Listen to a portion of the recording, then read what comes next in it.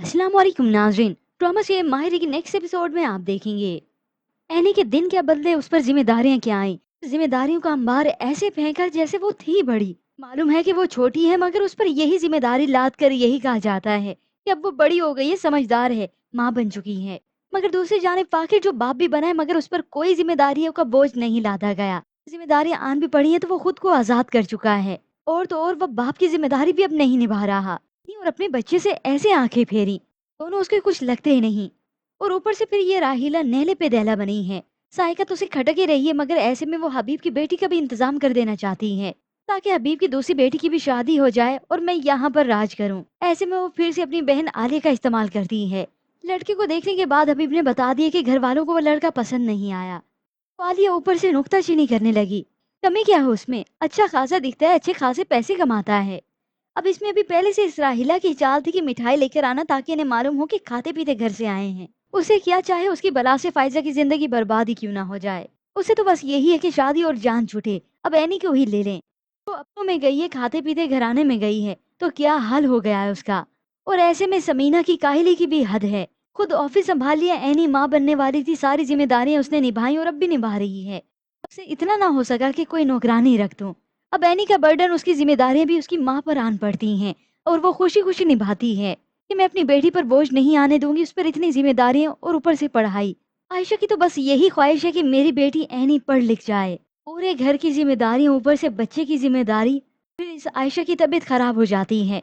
वो किचन में बेहोश होकर नीचे गिर गई। फाइजा और एनी ने देखा तो जल्दी से अपनी माँ को संभालते हैं, बेड पर लिटाते हैं। ऐसे में साइका आई तो बातें सुनाने लगी। कितनी दफा कहा है कि एनी के हवाले करो घर, लेकिन तुम्हें तो उसे पढ़ाने का शौक पड़ा हुआ है। अब यहाँ पर साइका से कोई पूछने वाला है जो नहीं कि तुम जो बैठकर मुफ्त की रोटियां तोड़ती हो, तुम्हें कोई जिम्मेदारी निभा लो। अब एनी ऐसी हालत देखकर अपने अब्बा के पास ही उसने जाना था। माइग्रेन का अटैक हुआ है, उनके लिए दवाई ले आई प्लीज। अब हबीब इस बात को सीरियस लेता, मगर उसे परवाह कब थी। तुम्हारी माँ का दिमाग खाली रहता है, इसीलिए दर्द रहता है। एनी को अपने अब्बा की ये बात हरगिज अच्छी नहीं लगती, और खास तौर पर इस वक्त पर। एनी अपने अब्बा को क्या कहती, वो तो जैसे खुद ही फंस चुकी है। क्योंकि बच्चा हो जाने के बाद फाखिर इतना लापरवाह हो चुका है जिसकी कोई इंतहा नहीं। वो तो यूं कहे बस अपनी जिंदगी जी रहा है, वो भी मजे से। न ऑफिस की टेंशन, न घर की टेंशन, बीवी की टेंशन, और ना ही बच्चे की टेंशन। मेरा फारिग वक्त तो जब वो बचता है तो वो गेमों की नजर ही कर देता है। तो ऐसे वक्त में एनी को गुस्सा तो आना ही है। यही एनी थी ना जो उसका एहसास करती थी। इस मुश्किल की घड़ी में उसने ना तो कोई एहसास किया और ना ही वो कोई जिम्मेदारी निभा रहा है। एनी उसे कहती है, तुम तो ऑफिस में जाकर ऐसे हो जाते हो जैसे किसी दूसरी दुनिया में चले गए हो। ना कॉल्स का जवाब देते हो और ना ही किसी मैसेजेस का। और तो और अब यही फाखिर उकताने भी लगा है। वो ऑफिस जाने के लिए जूते पहन ही रहा था कि एनी से कह देता है, ओ भाई मैं तुम्हारी ख्वाहिशात पूरी नहीं कर सकता। एनी की ख्वाहिशात थी कब, कौन सी ऐसी ख्वाहिश थी। उसकी इकलौती ख्वाहिश कि उसने पढ़ाई पढ़नी है, जो वो उसका हक भी है।